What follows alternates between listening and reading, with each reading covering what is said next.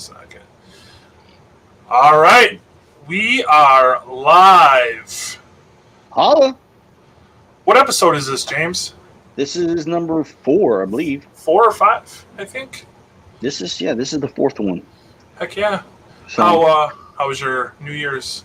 Good? man, everything's good, man. How about y'all's? I mean, your family came down and saw you, right? Yeah. Family came in, which was cool, and hung out with them, and that's good. It's always a good time. So we didn't really celebrate too crazy.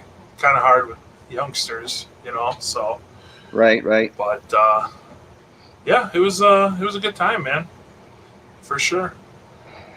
Well, let's see. We got 4 people viewing so far. So today's a big one, man. Yeah. Today is a big one.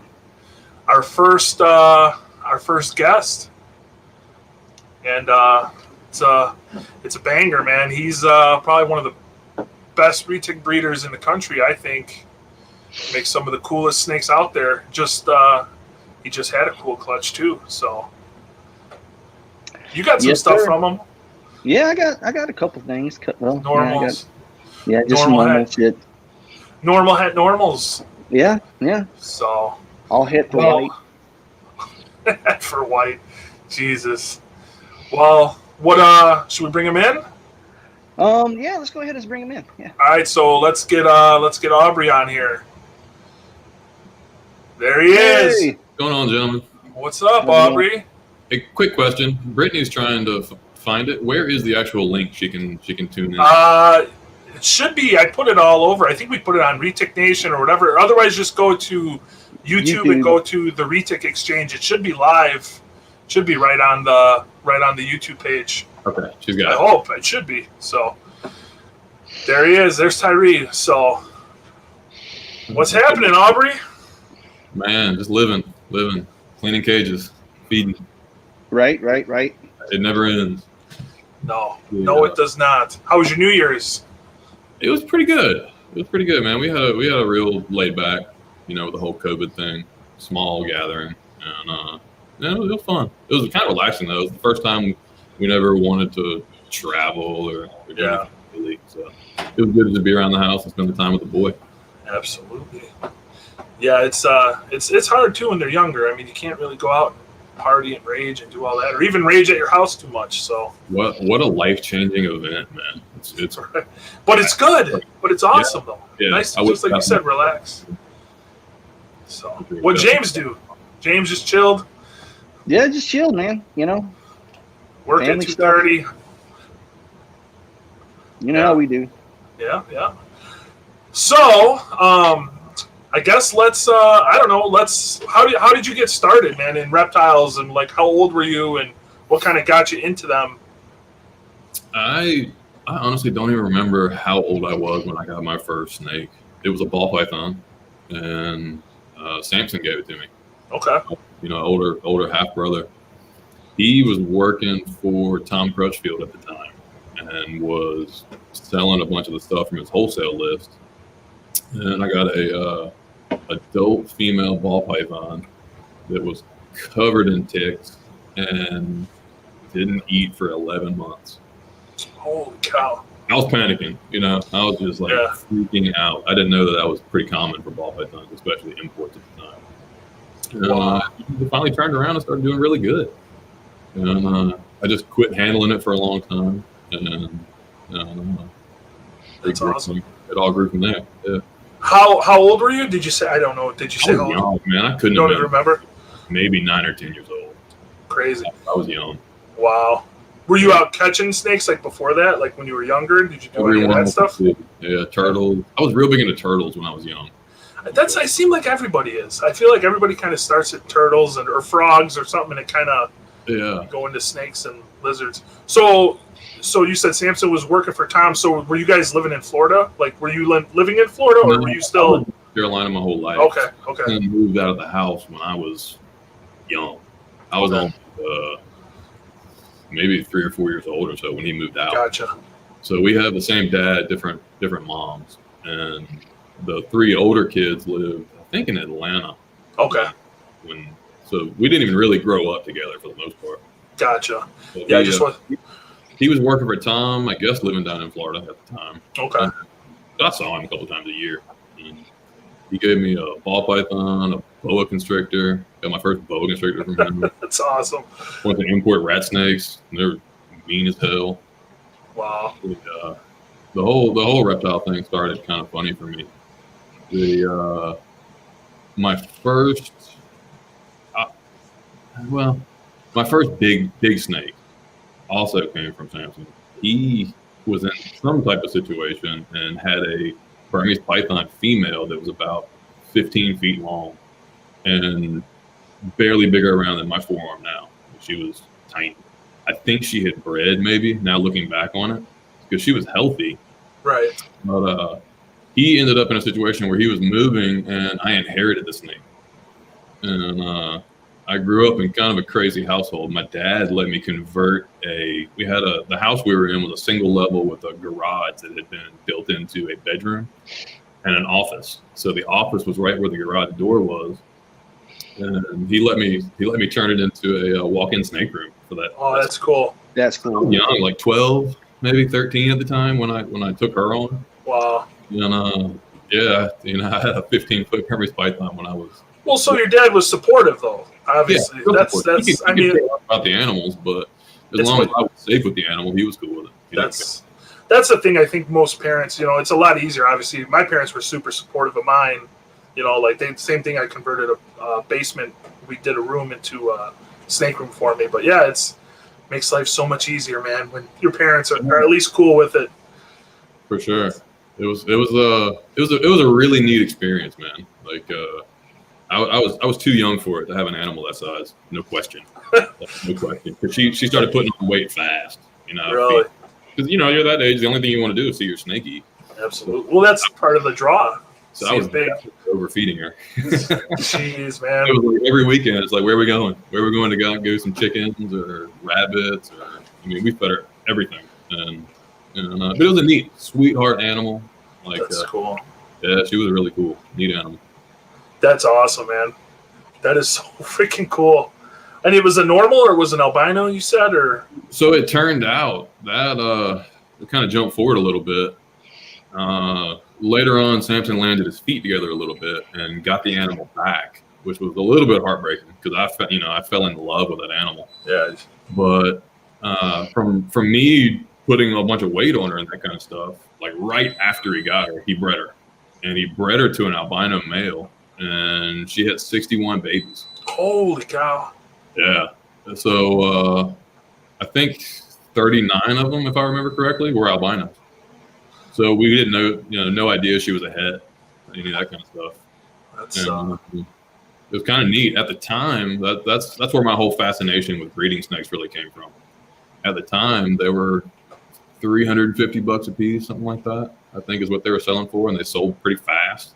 Yeah. And he gave me quite a few of them to have or to sell or do whatever I wanted to with, and I ended up selling some of them to like friends' parents. I had a few friends' parents who bought them. And I was hooked from then on. Like ever since then, it's been, I want to grow a collection and breed snakes. Awesome. That's awesome. So from there, let's talk about Retic. So when did you get your first Retic, or when did you decide that was the species that you really wanted to work with? So initially, the first couple of Retics I had were imports that I had picked up from local pet stores and that kind of stuff. Craigslist. I think I found one on Craigslist. Well, not Craigslist, but like the newspaper ad actually is where I found it a long time ago. And so took a couple of them in, and they were cool. I liked them, but they were nasty. Like they had really bad temperaments, and I didn't understand them at that point in time. I was used to playing around with a puppy dog Burmese python and ball pythons and that kind of stuff. So eventually I got rid of them, sadly to say. And I fell kind of in love with blood pythons and some dwarf boa constrictors, that kind of stuff. And a little later on, what really did it for reticulated pythons for me was that Reptiles magazine article where Bob Clark unveiled the 3 color phases of reticulated pythons. Yeah, I remember that one. Also, I think there was a spread where they had the white phase and the lavender, and the purple. Yep. The purple phase retic blew my mind. Right on the cover, right? It was right on the cover. They had the 3 retics. In my book bag at school. I was going to say, I might even have it right here. Do you have it? I probably do. I got all my magazines right here. Let's see real quick. What year was that? Do you have it? I'm going to look. Let's see. You guys keep talking. I'm going to find it. It's probably sitting right here. I've looked online, and the archives for Reptiles magazine is terrible. Like trying to look that kind of stuff up, I couldn't find it. So, but yeah, man, that article right there pretty much paved my future. I had to have them. I was like, one day I will have some purple reticulated python. So, flash forward a little bit when I could afford to buy some. It was 2000 and I don't know if this is it, Aubrey. Not to cut you off. I don't think it might be. What year is that? That was January of 2000. So that might be because he hatched them in what, 99? That's the one. I was in high school. Here's the. It was in my book bag, walking around with me. Yep. Yeah. I was reading that when I was supposed to be doing. Yep. That's awesome. So yeah, I ended up getting in touch with Bob Clark, and kind of a funny story. My first retics, like fancy retics that I bought, were a white phase male and 2 lavender females. Because at the time I was like, man, I'm gonna make some purple retics. I had no idea. Like it wasn't really out or known or publicly known anyway that you can't make purples from whites and lavs. So I could afford the trio. I think at the time they still wanted like $5,500 for purples, and I just couldn't do it. I couldn't justify it. I could, but I couldn't buy a trio. You know, I thought it'd be better to have 2 females and a male. Yeah. So I contacted Bob, and I was like, this is what I want to do. I want to get a hatchling male and 2 well-started lavender females. And he's like, man, no problem. You know, send him the money, send him the money orders and everything. And box shows up, and I get an 8-foot chainsaw white phase male. Oh, jeez. 2 lavender females that still had the umbilical cord attached to their belly. Oh no! So that kind of screwed you over then. Now. So yeah, man. So I got this retic, and I was like, oh my god, this thing's no better than like he was bad. That male was really bad. Anytime you touched him, he was arching and bowing and throwing piss everywhere. And I'd have been sending that shit right back and be like, nope, give me my money back. Well, man, it was an experience, and I don't hate it, man, because it really taught me fast on how to adapt into the industry. You know, that can be hard sometimes for some people. And it's, I don't even blame Bob for it. I don't even think he did it, to be honest. Like, when was the last time you think Bob bagged an animal? Yeah, that's true. That's true. You know what I mean? I don't blame Bob for it. Probably, yeah.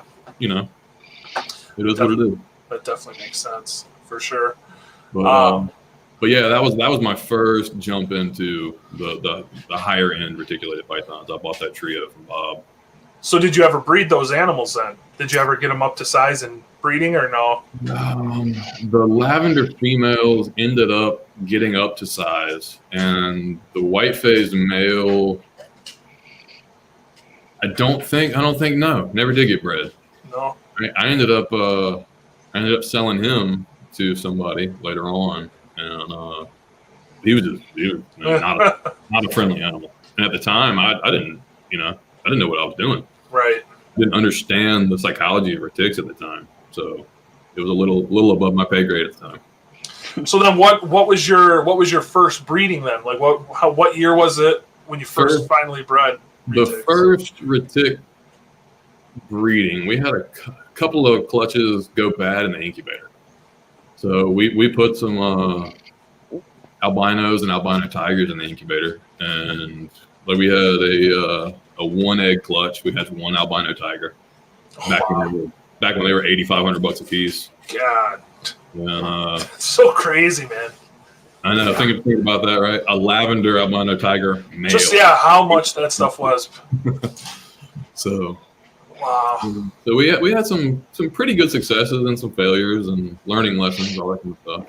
They learned a lot about incubation. And that was back when a lot of people said you couldn't even hatch a 1-egg clutch. Really? If you remember that. But yeah, there No. was you couldn't hatch a single egg because the eggs needed to Be with the other eggs or whatever. And, be in a pile to incubate correctly. That's not true. right. Right. So I assume that was a homemade incubator and the whole. Did you do like a refrigerator style, or what kind of incubator setup when you guys finally did it? was pretty much a big walk-in. Oh, really? We had built a big walk-in. Yeah, this was back. We had some really high aspirations and a lot of dreams on being, the large python breeder capitals of the world. Yeah. And it got out of hand, man. We had a lot of success, but it just took all the fun out of it for me. When you have employees, and at one point we had close to 900 animals altogether. Holy cow! 3,500 square foot building that was just for pythons and monitor lizards and that kind of stuff. God. It just took all the fun out of it. It just wasn't fun. Did you have a storefront and all that, or was it just like warehouse and you'd ship stuff out? Or no, just shipped everything through Delta back then. A lot of trips to the Knoxville airport. It was about 45 minutes away from where we were. Wow, that's unreal, man. That is unreal. I couldn't even fathom 900 animals. I think the first really successful clutch we had was we had a couple of wild caught pure Solaire females. And we made the first Sunfire Solaires, and we bred an albino tiger to the other one. So the same year, within about 3 months of each other, we made tiger, Solaire, het albinos, and sun Solaires. Wow. It was in 2005, I think. Those were the first name brand clutches that we made. Yeah. People might recognize. That's crazy, dude. That's unreal, man. Yeah. That seems so long ago, too. Doesn't it? It is. I lost all It is. in a move. It's sad. We had some amazing stuff and lost all the pictures. Like a lot of notorious animals like Twinkie. Like we named her T-Rex. Like I raised that thing out of an egg basically. We bought the clutch from them. And there was the two A-male sisters. One of them was Twinkie. Mm-hmm. One of them was not much smaller. Like when I sold that group to Jay, she was pushing 19 foot already. Jeez. When he got her, and the sister was about 17 foot. And young. Yeah, Twinkie. I the shit out of those animals. She was a big animal. I remember going out when we went out, me and Shane and Travis, and we went out to Jay's and got to see her and take her out. I mean, she was a huge snake for sure. She had those real flat oculars, like on top of her eye socket. She had a real aggressive look to her, but she was one of the cutest snakes I've ever. Yeah, she was a sweetheart, but I couldn't. She was a very big snake. She was huge. Yeah, She was big. Like we had her in an 8 by 4 foot cage, and she coiled up, took up the better part of half the cage. Damn. Yeah, that snake that's a room size enclosure for sure for that animal. Yeah, I mean that was a cool thing seeing her at Jay's. We had this big huge cage, and she had ledges and trees or whatever that she could crawl on, and I mean still she looked small. I mean she looked too big for that cage, but. Dude, I don't know if it's legit or not, but apparently she was like 360 pounds. I think at one point, which is I pics in person, but that's wild. I mean, I will say, I've seen Jim Gaspar had his giant tiger, like Twiggy was huge, one of the biggest retics I've ever seen. And I mean, I've seen Twinkie and Chad. I've always talked about Chad S in Wisconsin, his giant Sula. And Twinkie are probably the three biggest snakes I've ever seen. And Twinkie's by far the biggest around. I mean, that snake, I have pretty big thighs, and I mean, made my thighs look tiny. I mean, she had a 30-inch girth. Yeah, I believe it. Yeah. I saw a picture of a tape measure where they actually tape measure. She had a 30-inch midsection. Yeah, I mean, I'm holding her it was unbelievable how big around that snake was. But it's wild, dude. Yeah, she was absolutely incredible. She's one of the animals I definitely regret. I've touched a lot of really special animals over the years, and she's one of them that I regret letting go. Yeah. But at the same time, deep down, I have a appreciation for it. It's sad, but that animal being where she was, even being power fed, literally maybe to death, but she touched so many lives. You know what I mean? And Right. she was able to make that happen.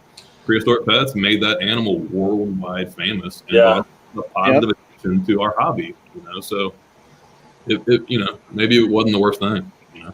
Yep, absolutely. That's wild, man. That's pretty crazy. So, what? Man, I don't even know what to say after that. That's. I know, man. That's I mean, that snake. awesome. I forgot. I mean, I remember hearing that before that you raised her, and I completely forgot about that until you mentioned it. Yeah. Wasn't there a brother too that was massive out of that clutch, or wasn't there? Didn't you? He was big. He wasn't massive. Okay.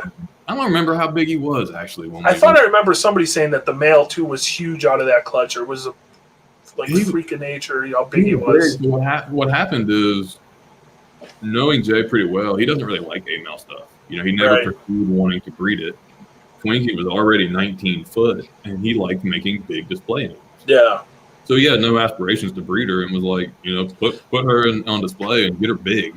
Yeah. So that's why she ended up getting to be what she was. If she was a regular purple albino or something like that, she probably never would have been the snake that she is, or turned into be. Well, yeah, I mean, that makes sense. But I think James has got a question. Yeah, I want to know. Let's talk about some of the monitors, man.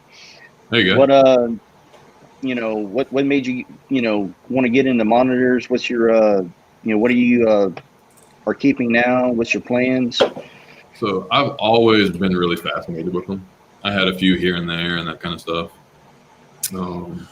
Really liked them. Developed some good relationships with a few of them.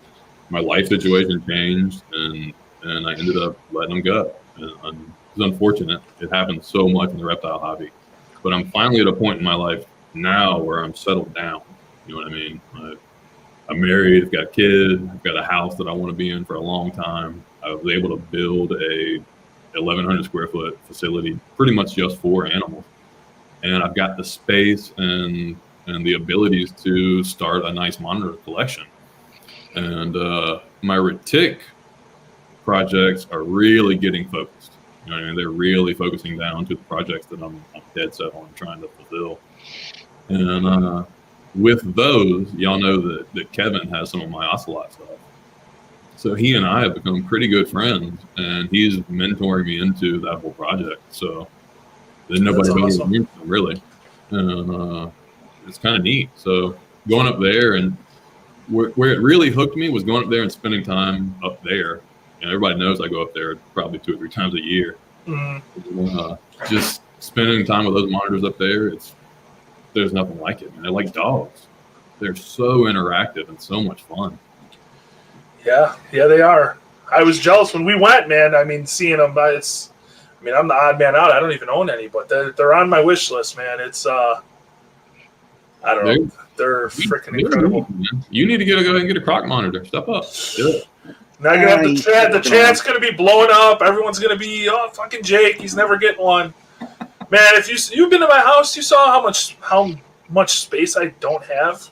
I know. It's coming, man. It's coming. Like I said, the plan is to build a building, and I'll get some sort of a monitor. But yeah, I mean, you can't really learn it from Kevin, man. I watch all his videos on his monitor training and the behavior, dude. There's literally nobody better. I mean, not at all.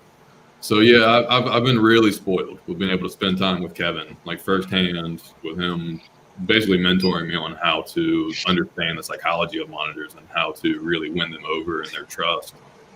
And I'm hooked. I'm not gonna lie, man. I'm jumping on that. I got some neat stuff going. What are you keeping as far? I mean, I think I know for the most part, but for people that don't know, what are you keeping, or what are you? So I've got some double het T negative, T positives. Those there's different lineages of the T negs. Mm-hmm. And some of them, or one of the lineages is compatible and one of them's not. So I've got a T positive, T negative male. I've got double het T positive, T negative from the different lineage. So they carry both ways but don't express visually. I've got a pair of Sumbawas, which is a phenomenal locale. Those are beautiful. Those are Familiar with those? Those are so cool. And I, they're a little, It's badass. Kevin brought those to Tinley, one of the last Tinleys, and I couldn't believe how insane. I mean, it looked like they were colored with a highlighter. he's got some outrageous adults. Yeah, I bet. Wicked looking. And so I really like, that's my favorite locality by far. He's got he had a wild caught male Celebensis that he called Hypo. And he got it bred a couple of times to het sulfur females. So they've got some really neat highlights. And they're a little bit smaller growing monitor too, which is really nice. I like that. All the personality of a big Asian water monitor, but a little more manageable. That's cool. I've got a trio of double het black sulfurs, which a lot of people ask me about those. And what do you think a black is going to look like when you add sulfur to it? And I don't even know if it'll be that special. But to me, what I've learned from breeding retics is sometimes people don't really like hearing things like het ghost and het amel. You know what I mean? Somebody tried to see if they were compatible, bred them together. Right. And it's not really about making that. But if you're going to have one cage that you can use in different directions anytime you want to, I can breed it towards the sulfur or I can breed it towards the black. Right. So they're really useful females, and that you don't take up cages with just het females, single het females. It's a good idea. I like that project a lot. It could be cool. It could be really neat. You know, I'm not. Just the hets have crazy highlights. Really, really neat markers. So that's awesome, man. We'll see what it does. I don't know. That's very cool, man. It's a lot of stuff like that, and I've got quite a few more coming in. I've got I did a big trade with some Retic stuff with a good buddy of mine who got a proven pair of adult Xanthics coming in. Jeez, dude. An adult black female. Just stuff like that. That's sweet, man. I mean, I got plans on getting some double het stuff from Kevin in the future if I can talk him out of it. But yeah, I'm sure even with his monitors, he's probably even more stingy than his retics. You know, Kevin does not like selling animals. I can imagine. That's part of why I get along with Kevin so well, man. I really have a lot of respect for him. It's I spent a lot of time with some other big name people in my younger years. You know, I bought a lot of high end stuff from different breeders, and it was constantly trying to sell you a package and add animal to it and that kind of stuff. And, I go up to Kevin and I'm like, man, this animal is gorgeous. Like, what are you asking for that? And Kevin's like, pew. Another want to talk about it. Yeah. You've been up there, you know how he does. Yeah, oh yeah. It's hard. You can't talk to him about. And then when you finally do, well, at least my experience, he puts you off on somebody else. Here, talk to this person. He don't even want to talk about it. He can't even stand to talk about actually something. So it's the hoarding instinct is strong with that one. Well, he loves the animals. I mean, it shows because he's so good with them. You know, like it's. Absolutely. There's nobody, like I said, I don't even think in the hobby that really understands monitor behavior or even retic behavior as well as Kevin. I mean, he's amazing. So I do agree. Maybe not. I mean, there's probably some people that have equal knowledge in retics. Yeah. Maybe more, but not much. Yeah, I mean, his monitor knowledge is bar none. But well, what? I don't know. Let's. I guess Ocelot. What's your? You're the Ocelot dude, man. What? Yeah, that's your favorite retic project, man. What is it that, or you have something else? So, not to seem biased, but it really is my favorite project. I have no problem telling somebody that the Ocelot stuff is my favorite project. It's just so much different than everything else out there. Yeah. You know, it's so different. The closest thing to it is the Aztec, maybe. I think what they're calling them. Yeah, over in the UK. They got a similar head stamp, but more of a mock-type pattern. Yeah, as I say, that's about it. It's probably a head stamp, and that's it. I think they look completely, body-wise, pattern-wise. Night and day different. Yeah, nothing can touch the Ocelot. I mean, that snake is incredible. What's really, I'll be honest, what's really going to make or break the Ocelot project in general is what the first combo looks like. Some animals just look better by themselves. I'm not in a rush, and I've told all the people that have bought heads from me and that kind of stuff. There's a few key projects that I want to hit, and I've already got most of those on the ground. But as far as smashing genes together with everything, it's like I don't know if there's gonna be much that looks better than I agree. really silver fired up ocelot. Just the original rainbow look is why. Well, not to cut you off, but so what's the story? So the people that don't know, what's the story on Ocelot? Because you're the one that brought them all in, correct? Or you got all of them originally, didn't you? No, Mike Cole brought them all in. Okay. So Michael Cole is deeply affiliated with the Prestasi farm over in Indo. He was doing all their importing. He was, I believe, partial ownership of the farm over there. And I was doing a ton of business with Mike, selling a lot of the orange glows and all that kind of stuff that were coming in. A lot of calicos, doing a lot of importing with him. And finally, they had that male, and they got him bred twice. They bred it to a Coyote female, and they bred it to the original, not the original, I think one of the original offspring orange glows. So the orange glow het white. And so I think they originally brought over 6 pairs of those, and I ended up with 4 of them. Because I was close with Mike over the whole time they were available. I couldn't get them all at first, but I ended up getting my hands on 4.4 of those.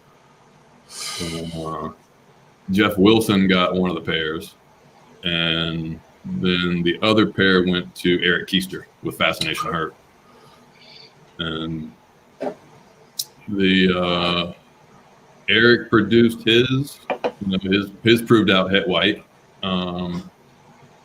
Jeff Wilson got rid of his before they ever bred, before they were even close to adults. He didn't have faith that it was going to prove out. A lot of people thought it was a hybrid and wasn't actually going to be a bona fide gene that proved out. And he traded it for a bunch of titanium stuff. God damn it. That's how Prehistoric Pets got a hold of their pair. What the fuck? He's probably kicking himself in the ass now, I bet, with that project. I don't know. I'm not even sure he's into Retics anymore. Really? Man. Well, yeah, I would be if I made. He'd make it care less. I don't know. Fuck. I don't really communicate with him anymore. Fuck, man. So, yeah, but with that, that's how Kevin ended up with the project. I had enough of them that I felt comfortable. I learned a valuable lesson back when I had that disease hit my collection back in 2000 and early 14. It was late 13, early 14 is when it happened. And you can't keep all your eggs in one basket. And I had enough of them to spread around. And Kevin has always been a very dependable person, and he protects markets like anybody, as well as anybody there. So I felt comfortable sending them up to him and letting him work with them. And he's done amazing things with the project. So it was a good step. I'm glad I did it. Yeah. So now, because if I remember correctly, didn't Jay produced his first, right? And then Kevin was right behind Jay. Jay did prove out the gene. He was made the first captive bred visuals. Because didn't he miss on one clutch, the first clutch or the first couple clutches he missed, didn't he? I've heard different stories on that. Okay. I didn't know if you knew for sure. He did. Apparently, he did miss the first clutch at least. Yeah, that's what I thought. It's been a weird project, man. Like to date, I could total up in my head probably 400 and something, like over 400 eggs that have been produced from those original double heads worldwide. Over in Indo, here, the breeders here, between Jay, Eric Keister, Sampson, myself, the people that have the project. And out of 400 eggs, only 2 double visuals have been made. Eric Keister made the white one, and Kevin made an orange glow that was dead in the egg. It didn't even make it out of the egg. So, yeah. That's going to be the snake. I really don't think he'll make a better looking snake on orange glow or Indo caramel. I think so. That's why I really haven't been dying to mix a ton of other genes in. like I deep down feel that the orange glows and the caramels are going to be about as good as that gene's going to look. Yeah, I don't see how you can. I mean, you can kind of in your mind. Obviously, GC probably won't have an effect. I mean, I'm an Anthrax guy, so I think Anthrax could look cool. Anthrax is on the hit list. I do want to make Anthrax for sure. You made some crazy double heads though this year, right? With the Ocelot. Yeah, I bred him to, or I bred one of my males to Sun Cow, and made some really, really nice Sunfire double heads and Phantom Sun heads. And some neat stuff. I knocked a lot of birds out of the sky with that one breeding. So yeah. OGS, Ocelot, I mean, that's, how do you even, they're literally the two of the most opposite morphs. I really like what OGS has done with albinism, for one. Mm-hmm. So far, what I've seen, the purples are just gorgeous. Yeah, they're crazy. What are you going to say? They're gorgeous. So naturally, having the Ocelot and the het caramel lineages with some of my stuff, it's like I want to work towards making the caramel or orange glow Sun Ocelots, Sun OGS Ocelots. So that's really my number one goal with breeding Retic. That's where I want to go. That, and I want to get the pecan bred to an Ocelot. I do think a Super Emeraldo Ocelot is going to be special. Yeah. I do think that's going to be special. Just the way the platinum looks. Right. Color changing stuff seems to affect the Emeraldo pretty well from what we've seen the platinum. We've seen. I think they made. I was gonna say they made Motley too, which I kind of wasn't as impressed from. But it affected the color. It did. It had an effect, and the Ocelots being as just outrageously silver as they are, breeding that into the Emeraldo, I think it's got a lot of potential. Yeah, I can see it. I'm curious if they will develop any spots, those Emeraldos, or however you say it, the pecan, super pecans. Or the crosses that they just. Who was that hatched them in Indo? I can't. That wasn't Keeney? No, it was. Who was that? I don't remember. Which clutch are you talking about? Because it was it was a platy. Wasn't it a platy cow? It was the platy cow bred to. You're talking about the proved it compatible with the. Yeah, that one. I don't even know, man. Yeah, I'm curious. Like a couple of different guys were posting pictures of it, so I don't know who actually made the breeding. I don't want to give the wrong breeding. I guess that's true. I just look at the pictures and I'm like, holy shit, look at that. They finally made it. But it's good, man. It's really good to see those Indo breeders coming through, man. It's really nice. It's a shame for so many years they weren't getting to produce the animals that are in their backyard. Yeah. It's kind of heartwarming actually to see some of these breeders like having a lot of success now that the importation to the States is shut down. Right. How's the pecan doing? Yeah.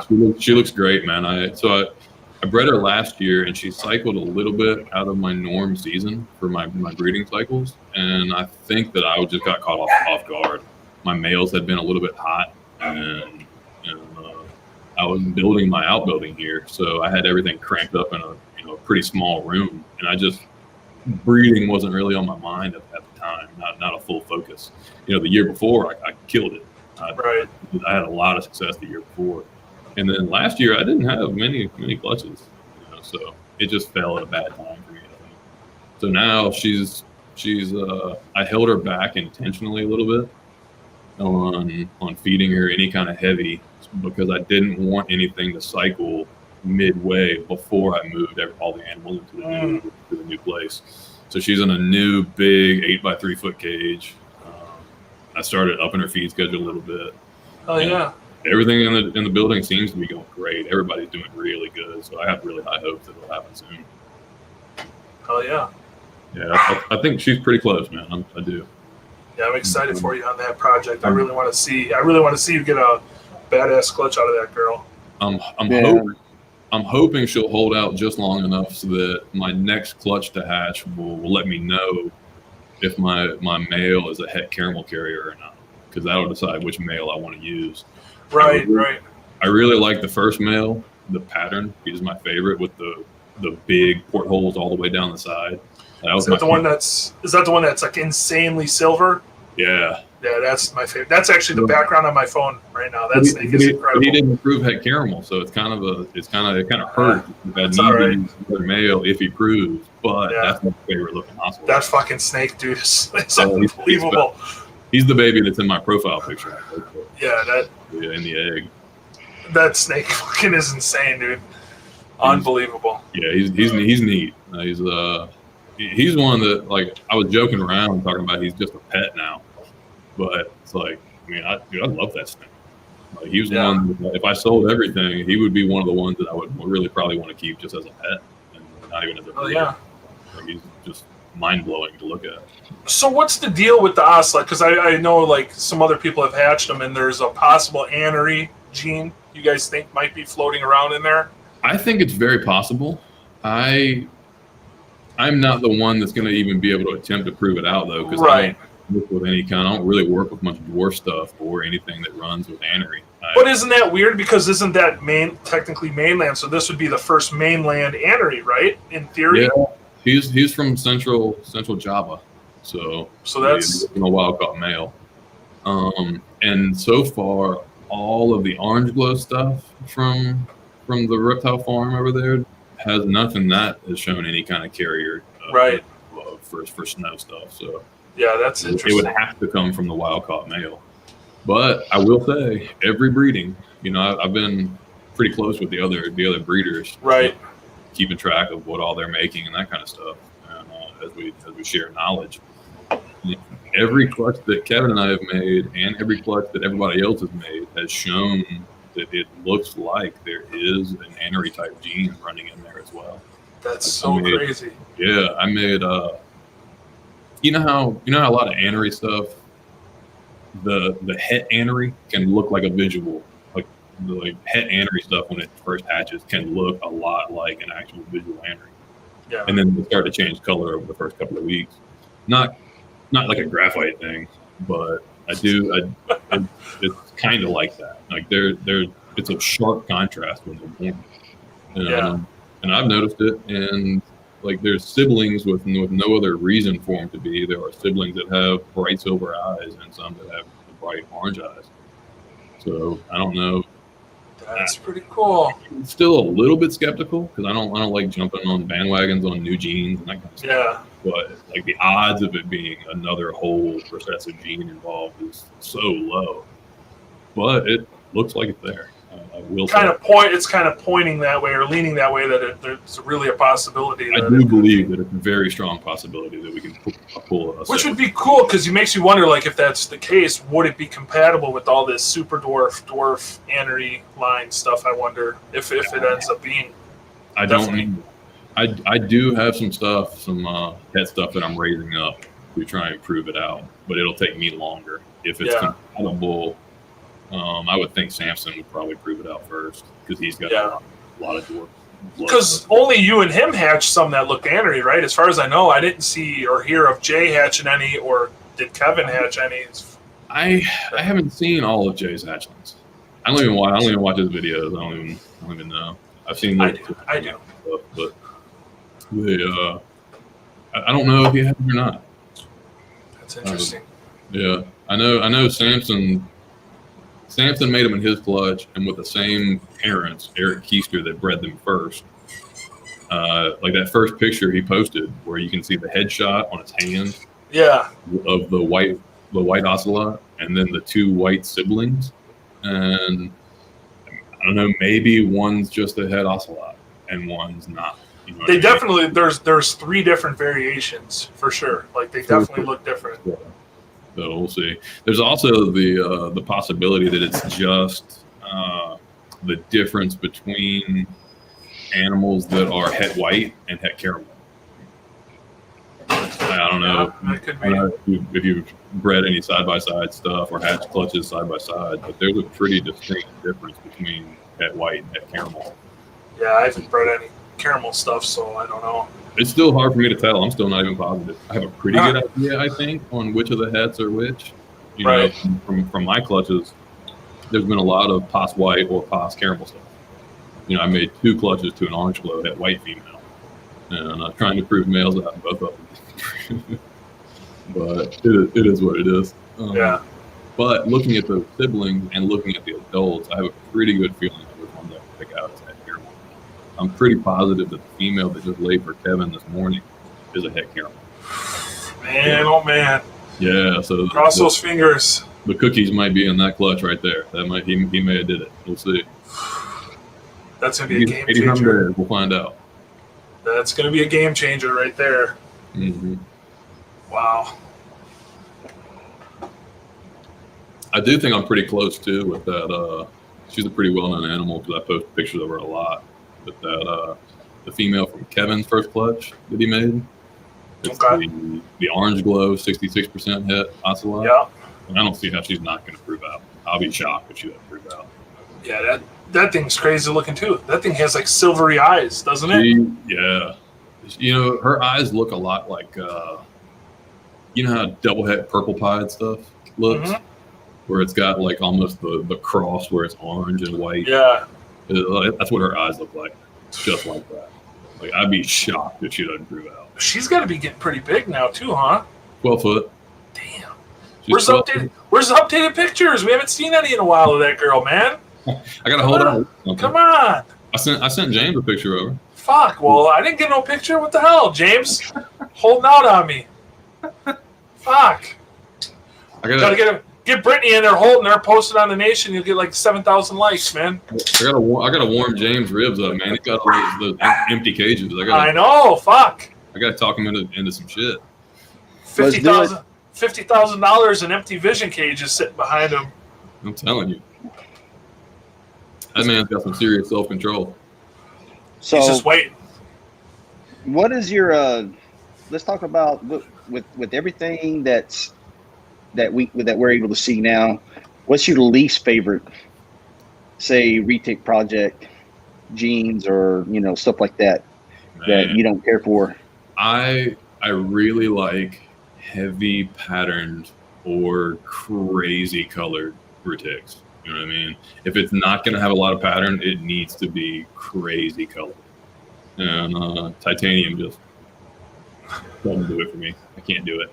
I was in titanium early. We were some of the first people that bought any hats. And I'll be honest, I love Citron stuff. I think it makes some beautiful stuff. Yeah. Oh yeah. But when it comes down to, man, I made some Super Tiger titaniums and Tiger titaniums and all 100% head albino back when they were real valuable. And I was just like, oh my God. And I sold it all off. I was done. That's it. It's funny though, because it's like there are every once in a while there's like one really nice titanium. Yeah. I mean, I remember going to Jay's and it's like when we went, it was like in the height probably of his titanium stuff, and it was racks filled of them. Every once in a while you see some titanium stuff, especially with The platy. Platy, the orange glow titanium stuff that I saw. I haven't seen much of it, but it was really I didn't even know that was made. Yeah, some of that was made a couple years ago. Really? Yeah. So every once in a while you see a piece of artwork that's oh my God, and it's a titanium, and I'm like, man, that's gorgeous.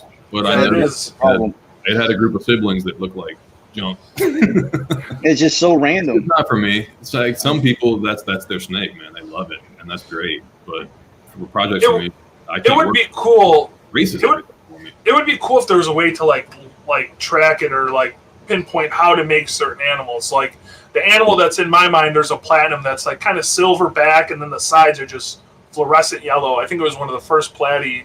I don't know if it was tiger or not that Jay made. That snake it's still one of the coolest platy or titaniums I've seen.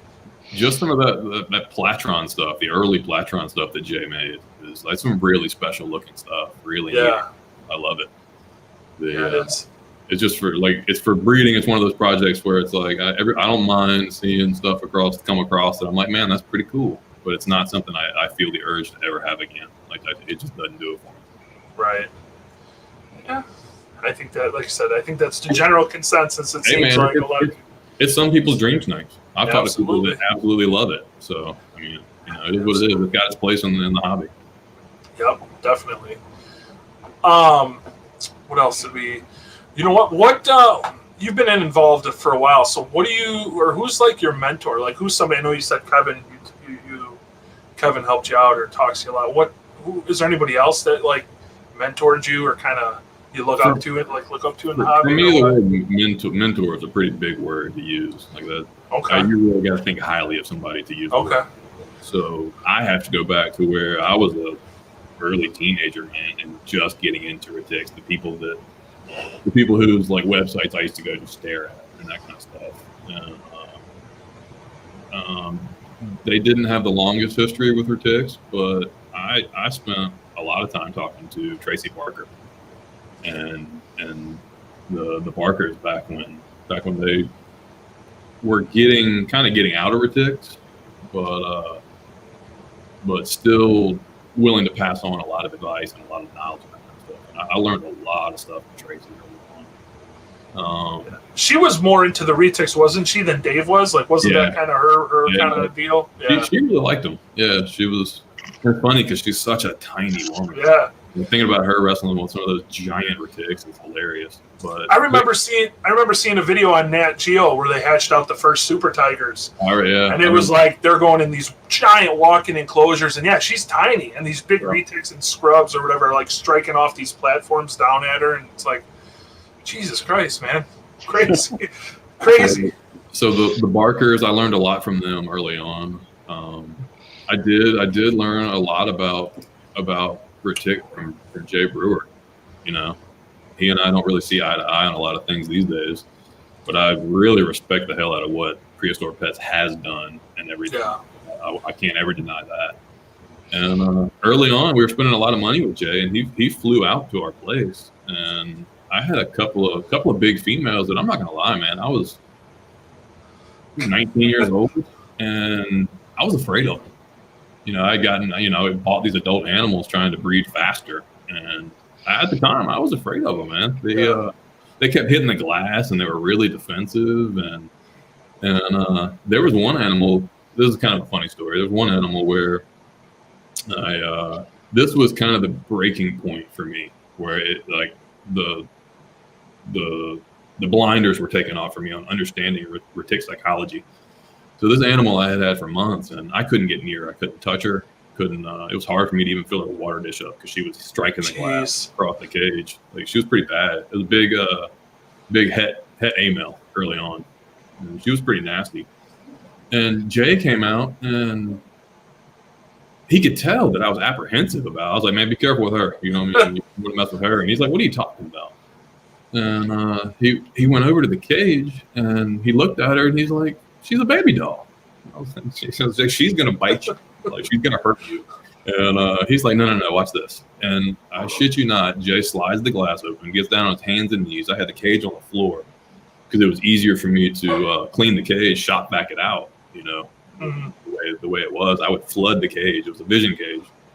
And I would actually flood it out really well a couple of times and shot back it out because it was the safest way for me to clean the animal's cage. And I'm not going to lie, I was afraid of her. And in over my head, 19 years old, didn't know what I was doing. And Jay reaches in, and she strikes and hits the glass. And I was like, I told you. I was like, she's gonna try to kill you.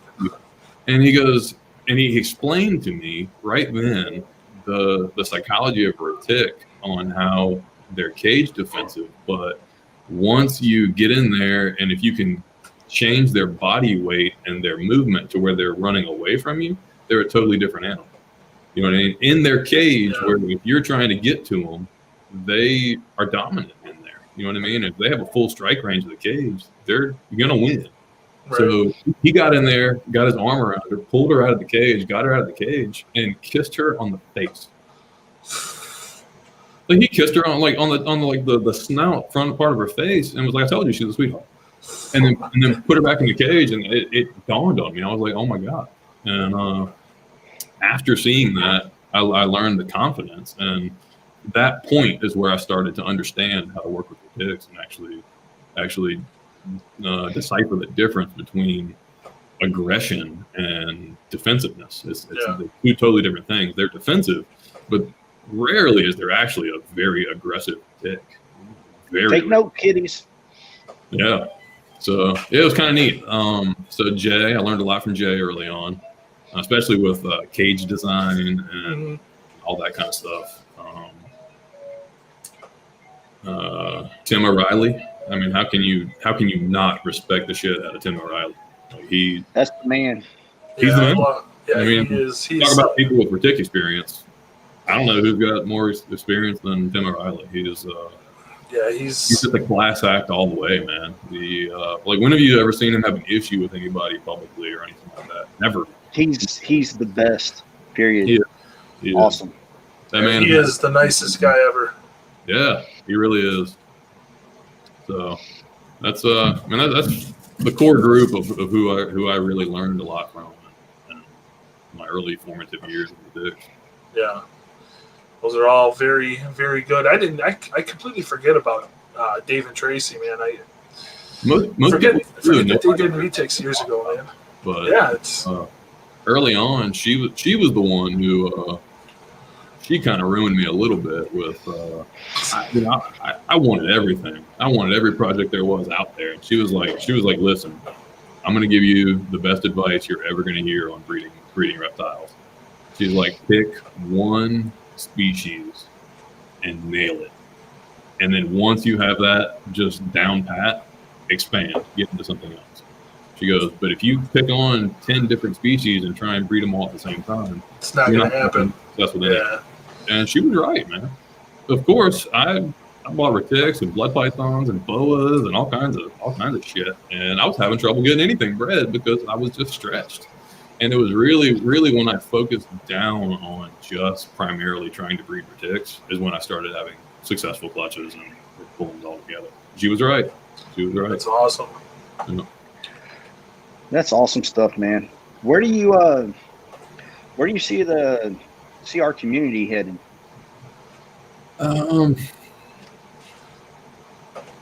We have to quit trying to make 7 gene animals. As a whole, we have to do it. It's so tempting to want to make something new or first or whatever, but anybody who's listening, I promise you, the best thing you can do is try and make the best something that's been made already. Yep. It's like you have to define your genes and pick what you want to do. Like Jake is pretty well known for his Phantom stuff. Like your Phantom stuff has really come together. You have really made some nice Phantom stuff. Shane, his Sunfire stuff, obviously. Yeah. It's like Shane is not famous because of his Orange Ghost Stripe stuff. It's probably, in my opinion, the neatest stuff he's made. But Shane is who he is because of purple Sunfires. It's the simplest combo in the world. But he makes a clutch of them, and he's going to sell every one of them. You know what I mean? That's what made him who he is. And that's where the hobby has to go. You know what I mean? Yep. Like, people need to quit making banana yellow snakes that they think are going to be, genetics calculator blowers. They're going to like fry the calculator, but it's not going to do any good. You know what I mean? You have to get back to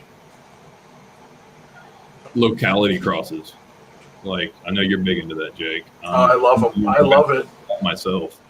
Not super recently, but I picked up the tribals because I don't care about the tribal aspect of it at all. Right. I just pure Philippine blood. Right. I think you can do some really neat stuff with that pure Philippine blood. Absolutely. It's like that's where I think the projects have to go. And the reason I say that, it's a more general question that you're asking on where the hobby needs to go. But I think that's where the breeders have to go, because that's what's going to excite people to want to buy Retics and want to keep collecting and keep doing stuff. It's like when you look through the fauna classifieds and you see 7 or 8 different animals that are X amount of money and nobody's buying them, it's because they're really not that pretty. Right. Like, you have to focus on making animals that look beautiful, and then the people that are new to the hobby, which are essential, like where are we going to be if we don't have people that are young and excited about the new combos that are coming out? Yeah. The new that kind of stuff. So No, it's tough because it's part of the hobby. It wouldn't be here without smashing a bunch of genes together. But I think as a whole, we have to revert back and really focus on the important stuff. And the important stuff is making animals that people want, that they actually want. Right. And that's where it goes, I think. Absolutely, You made man. me smile. I mean, you nailed it, though. I mean, that's exact. I mean, especially too with the fact that we're not getting anything new. Like, what's here is here. I mean, yes, there may be some legal stuff that comes in, but for the most part, I mean, what we have is what we have. So you got to just fine tune what we have. Like you said, Shane is basically probably the most well known. I mean, if you take friendships and all that aside, and you really boil down to who the successful breeders are, yeah, they all pick their little niche and they're running with it. Yeah, they're picking the stuff that they like, and the reason they pick those is because sometimes it takes a year to sell a whole Retic clutch. Now you have 30 or 40 babies in a clutch, and if you want to hold out for their value, sometimes it takes 14 or 15 months. Yep, and absolutely. If you're going to be looking at those things and changing their paper out and cleaning their water bowls and all that kind of stuff, it better be something you enjoy looking at. But I mean, and that too also defines you as a breeder. You know, people know like you're going to hold out for your top dollar for your animals. You care about your animals. You care about your product. If they know you're just going to dump them for pennies. You know, something that I've learned is it's not even always about the animals. It's about the representation of yourself that you put out there. Yeah, your image is. People are willing to buy certain animals from somebody because they want to say, I bought this animal from so-and-so. Mm-hmm. A lot of newer hobbyists, they buy stuff from Prehistoric Pets because, man, it's Prehistoric Pets. He does the best promotional advertising in your face. And like Jay does a really good job with promoting Prehistoric Pets. Maybe not so much lately because I don't think he's been as focused on it. But like, back when I was getting into it, it's like Bob Clark was who he was, but Jay was the one that was in your face. Yeah. Selling Retic, you know what I mean? Yeah. So. Yeah, it's definitely crazy, especially with all the social media now too. It's like now it's the easiest it should be to get your name out there. That's the thing I tell like anybody that's the newer breeders that ask me like, how do I sell my snakes? It's get your face out there, get your name out there, be a positive individual. That's the only way. Post pictures and interact with people. People buy expensive snakes from people they like. Right. We're getting to a point to where there's more than one person with even the Aqua Project. You know what I mean? Prehistoric Pets has them. Eric Keith got them. Now Samson's got them. It's like there's other people with these animals, and the truth of it is they're going to buy them from who they like the most. Absolutely. I hate it that way, but it's really important to promote yourself and be interactive and be a pretty likable person if you want to sell animals. If you just want to hatch a clutch and think the animals are going to sell themselves, I don't care what you hatch. They're not. Well, yeah, there's more people breeding retics now than there was 15 years ago. So you actually have to put in the work to sell them now. Yeah. I mean, it's absolutely. It's not just hatch them and word of mouth. Everything sells. They totally do not different. Themselves. That's for sure. That's the hardest part. Breeding retics really isn't that hard once you figure it out. It's not. It's a repeat cycle. Once you understand the animal and what they need to reproduce, not that difficult to do if you're serious about it and want to do it. But the whole getting them out of that egg and finding them responsible homes and stuff. That's where it separates the successful breeders from the people that only make it a year or two. Absolutely. Awesome. This is great stuff, man. Thank you so much for coming on and letting everybody. Hope it wasn't too boring. I know I rambled a little bit, but no, man, that's all right, man. That's what it's about. That's why that's what it's for, man. We want to get these guys, you and these other breeders on here to talk about stuff, and I definitely appreciate it.